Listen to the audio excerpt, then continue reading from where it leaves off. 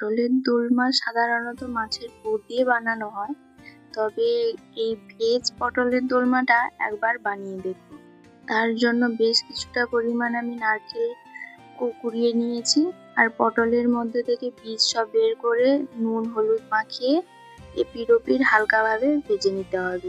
মনে রাখবে পটলটা যেন বেশি ভাজা না হয়, তাহলে নরম হয়ে যাবে।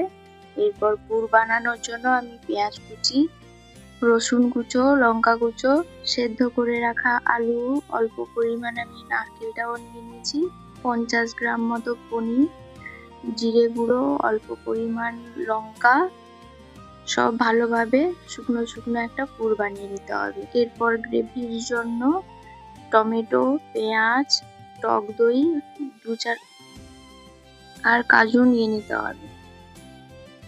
এরপর পুরটা হালকা হাতে আমি ভরে নেব পটলের মধ্যে। তারপর কড়াইতে অল্প পরিমাণ বাটার, একটু কুচনো রসুন আর 2টো কাঁচা লঙ্কা দিয়ে পেস্ট করে রাখা মশলাটা দিয়ে দেব। তারপরে 1 চামচ কাশ্মীরি লঙ্কা গুঁড়ো, 1 চিমটি লাল লঙ্কার গুঁড়ো, হলুদ গুঁড়ো দিয়ে সব মশলা ভালোভাবে কষিয়ে নেব যতক্ষণ না মশলা থেকে তেল বের হচ্ছে।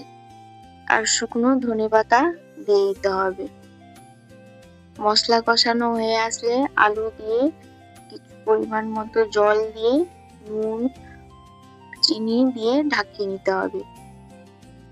ঝোলটা ফুটে আসলে এরপর আমি পটল সব দিয়ে দেব। বেশি হয়ে যাওয়া পুরটাও আমি ঝোলের মধ্যে দিয়ে দেব।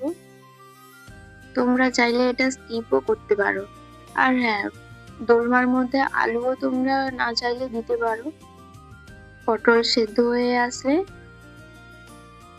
কাসুরি মেথি ছড়িয়ে গরম গরম ভাতের সঙ্গে পরিবেশন করো। এইভাবে একবার বানিয়ে দেখো, অসাধারণ খেতে হয়েছিল।